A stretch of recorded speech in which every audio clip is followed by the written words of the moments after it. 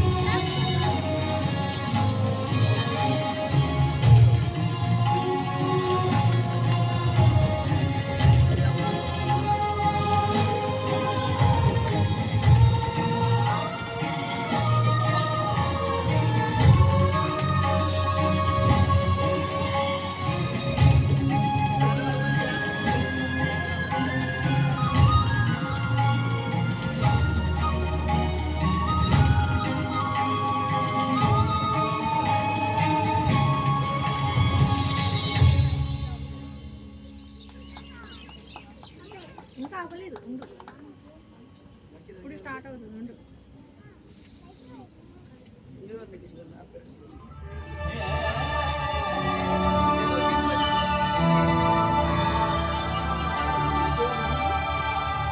विनम्र किसान का बेटा था वो दृढ़ता का भंडार। वल्लभ भाई पटेल नाम कहलाता था सरदार। कृषक कार्मिक जनगण से था उसको प्यार अपार। अखिल देश ने उसे रहनुमा किया था स्वीकार। गांधी बापू का शिष्य, सत्य अहिंसा का अवतार, किंतु एक भारत करने को धर लेता हथियार। लौह पुरुष संबोधन था वो लोहे की दीवार। तेज पुंज तुम, शक्तिपीठ तुम, बल का सागर अपरंपार। ऋणी देश का नम्र नमन तुम स्वीकारो संहार।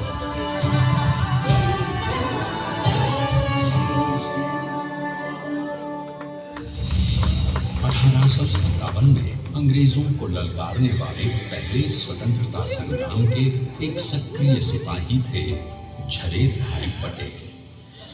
करमसद गांव के इस बहादुर देशभक्त किसान और उनकी पत्नी लाडबाई के 5 बेटों और 1 बेटी में से चौथे पुत्र थे वल्लभ भाई।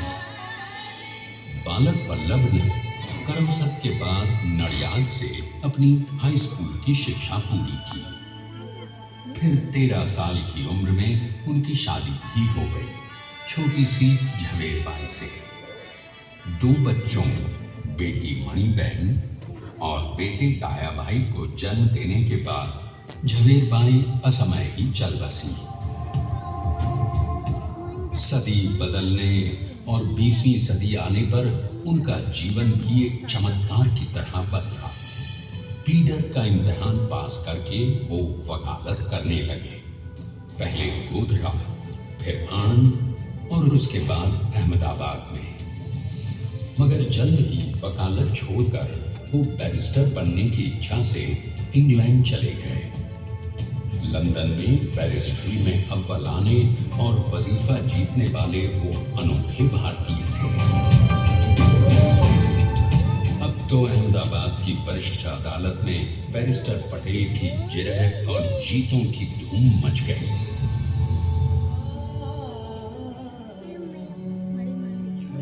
तभी एक युग पुरुष ने वल्लभ भाई के जीवन की धारा ही बदल दी। दक्षिण अफ्रीका में सत्याग्रह के अहिंसक अस्त्र से गोरे शासकों को सबक सिखाकर भारत वापस आए बैरिस्टर मोहनदास करमचंद गांधी से मिलकर वल्लभ भाई ने अपने कुछ वर्षों से सीखे विदेशी व्यवहार और संस्कार हमेशा के लिए त्याग दिए और अब वो अपने खेड़ा के किसानों को हक दिलाने के लिए बापू के साथ आंदोलन में कूद पड़े। अब उनके पैरों में जूते नहीं, गांवों की धूल थी। हृदय में भारत भूमि की शस्य श्यामला धरती, मन में थे गांधी और मस्तिष्क में एक नए स्वतंत्र भारत का सपना।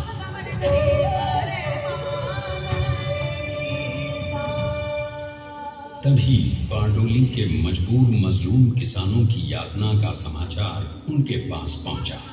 तुरंत वल्लभ भाई वहां पहुंचे और यूं शुरू हुआ भारत का सबसे बड़ा और सफल किसान आंदोलन बारडोली। वल्लभ भाई ने बारडोली के 87,000 किसानों को ऐसा अटल अडिग अचल मनोबल दिया कि अंग्रेजी सरकार हिल गई और एक बरस के बाद उनका लगान माफ कर दिया गया। अब तो पूरे देश में लोग वल्लभ भाई के नाम की कस्में खाने लगे। स्वयं महात्मा गांधी ने कहा, अब वल्लभ भाई मेरे शिष्य या साथी नहीं, सारे देश के सरदार हैं और देश को मिल गया एक अनोखा असरदार सरदार।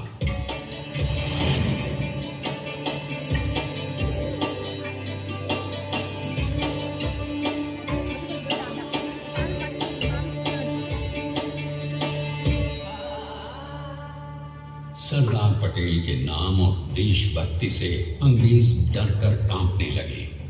1930 के नमक सत्याग्रह और दांडी कूच में वो बापू से भी पहले गिरफ्तार किए गए।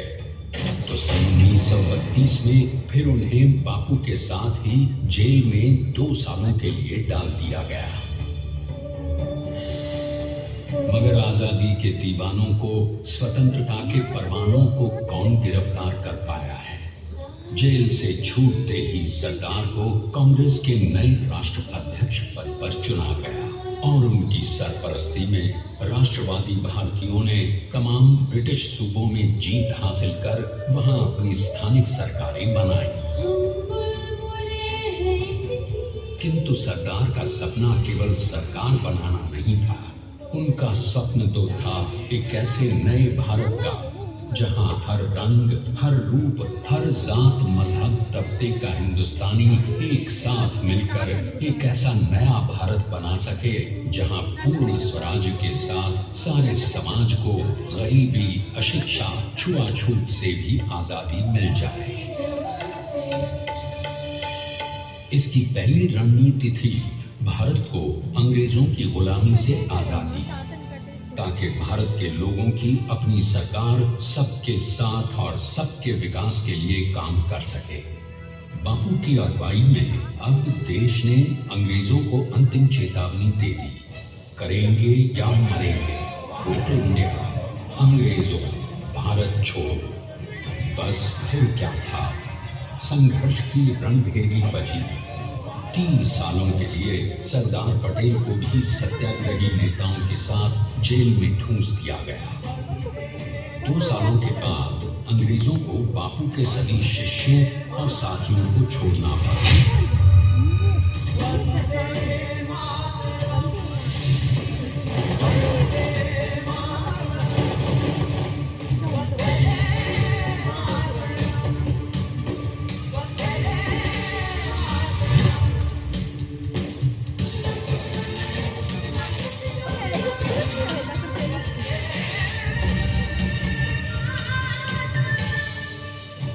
स्वतंत्रता के वाले स्वप्न के सच होने के साथ अब सरदार पर कई एक नई जिम्मेदारियां थी। आने वाली आजादी की तैयारी और एक नए भारत के लिए नए लोकतांत्रिक संविधान की संरचना। जैसा उनके साथी ने खुद कहा था, सरदार ने ही छैनी हथौड़ी लेकर एक नए भारत को उकेरा है।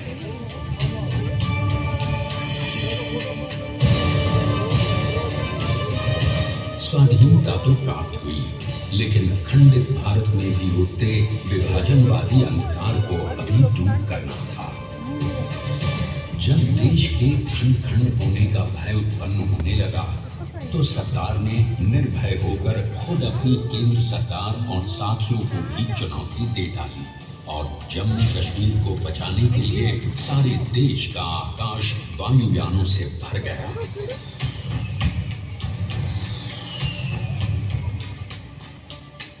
और फिर हैदराबाद और जूनागढ़ के भारत में विलयीकरण को पाकिस्तान से चुनौती मिली। सरकार चाहते थे कि देश की 1 इंच धरती अब और विभाजित नहीं होनी चाहिए। नए भारत को एक करने के लिए समझा बुझाकर मनाकर 565 रियासतों को सरदार ने अपनी सूझबूझ सदाशयता संबल से एक नए स्वतंत्र भारत का अभिन्न अंग बना दिया। हमारे इतिहास में अखंड भारत के पुरुषार्थ का ये एक महानतम अध्याय है। जैसा उन्होंने स्वयं कहा था, हमें नए धागों को पुराने ताने बाने में ऐसे पिरोना है कि एक दूसरे में गुंथ जाए और बेहतरीन बनावट वाला एक नया भारत उभर कर सामने आ सके। अंततः अपने वज्र दृढ़ संकल्प से एक नया विराट विशाल एक भारत श्रेष्ठ भारत बनाकर दिखा ही दिया सरदार ने। संसार के सबसे बड़े प्रजातंत्र के शिल्पी को प्रणाम करने के लिए देश ने बनाया है ये समर्थ स्मारक। स्वाधीन भारत को समर्थ भारत में बदलने वाले सरदार पटेल को समर्पित प्रेरणा दी।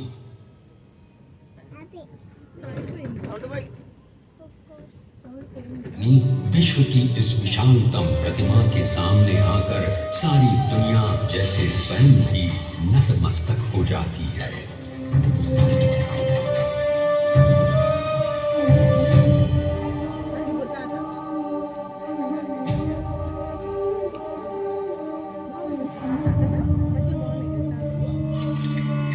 देश को बना गया वो अमित अटल, हरा सका उसे न कोई शत्रु दल। चट्टान के समान सा पुरुष प्रबल, पटेल तो स्वदेश का सम्मान है, पटेल तो स्वदेश का सम्मान है, पटेल तो स्वदेश का सम्मान है, पटेल तो स्वदेश का सम्मान है।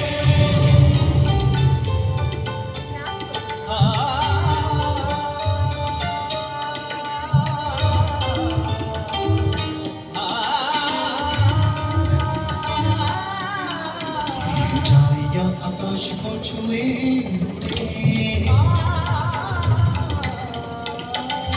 गहराइयां समुद्र के लिए कदम अधिक जमीन पर जमे हुए। पटेल अपनी आने वाली शान है, पटेल अपनी आने वाली शान है, पटेल तो स्वदेश का सम्मान है, स्वदेश का सम्मान है।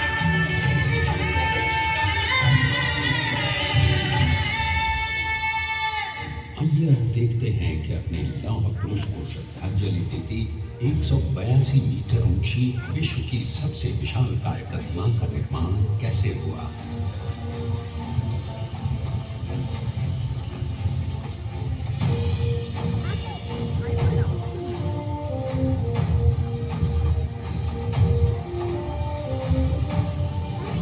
गगन चूमती इस अद्वितीय अभूतपूर्व प्रतिमा को बनाने के लिए सबसे पहले नदी पर 4,500 क्यूबिक मीटर का राफ्ट बना और फिर सीधा 600 फीट का कंक्रीट का कोर बनाया गया।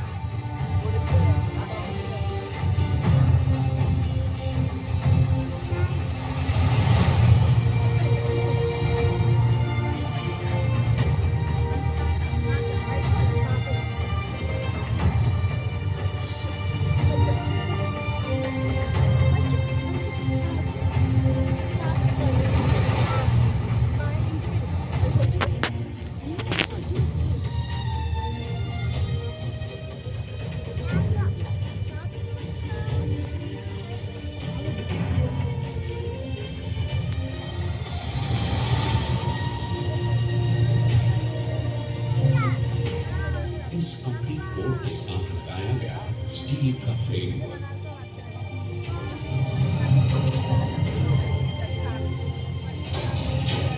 और इस फ्रेमिंग पर 6,500 ब्रॉन्ज के पीसेस लगाए।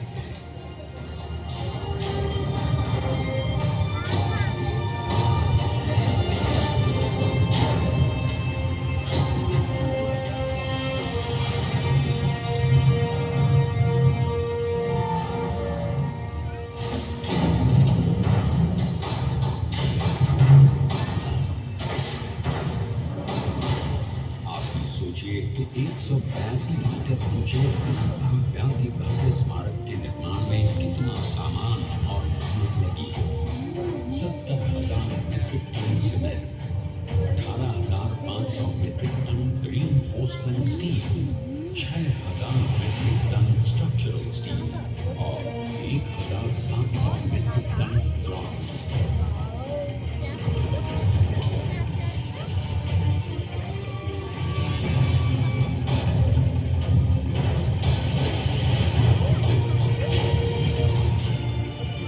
यूनिटी आज एक वर्ल्ड आइकॉन है और इसे मुमकिन बनाने में एक सेकंड भी ब्रेक लिए बिना देश भर की टीम्स ने 24/7 काम किया। 250 से ज्यादा इंजीनियर्स, 4,500 से ज्यादा स्किल फोर्स और कई लाख मानव दिन। हम गर्व से कह सकते हैं कि कुल मिलाकर स्टैच्यू ऑफ यूनिटी के निर्माण में 95% माल सामान, मजदूर, इंजीनियर्स और एक्सपर्ट्स थे भारतीय। जानते हैं कि 182 मीटर ऊंची इस भव्य प्रतिमा को बनाने में कितना समय लगा? डिजाइन के लिए 12 महीने और निर्माण के लिए 34 महीने, यानी कुल मिलाकर केवल 46 महीने।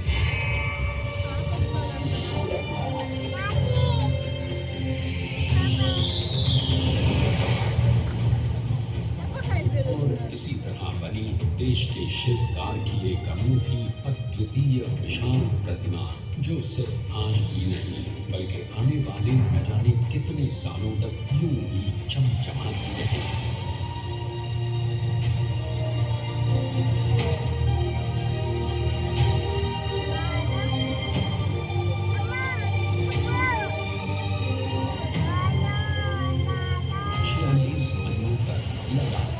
बिना रुके एकजुट होकर न जाने कितनों ने परिश्रम किया और उनका साथ दिया भारत की 125 करोड़ जनता को। और तभी मुमकिन हो पाया एक ऐतिहासिक निर्माण जो आज कहलाता है भारत की नई पहचान। स्टैच्यू ऑफ यूनिटी, विश्व की सबसे ऊंची प्रतिमा। सरदार ने अपनी गंभीरता, शालीनता और दूरदर्शिता से भारत को संगठित करने के असंभव कार्य को संभव कर दिखाया। आइए आज हम सब उन्हीं की महिमा में विश्व के सामने एक उदाहरण रखें, क्योंकि ये ही भारत को श्रेष्ठता के मार्ग पर ले जाएगा। हमारा कर्तव्य ये है कि हमें निश्चय कर लेना चाहिए कि हमें हिंदुस्तान में जितने लोग हैं सबको मिल के भाई भाई की तरह रहना है। स्टैच्यू ऑफ यूनिटी एकता की प्रतिमा और श्रेष्ठता का प्रतिबिंब है। एक पहल है इस अखंड अखंड भारत को श्रेष्ठ भारत बनाने के सपने को पूरा करने के लिए एक पुकार है हम सबको एकजुट होने के लिए। एक आंदोलन है भारत को सबसे आगे ले जाने के लिए, श्रेष्ठ बनाने के लिए। आपके योगदान और विश्वास से ही बनेगा एक भारत श्रेष्ठ भारत।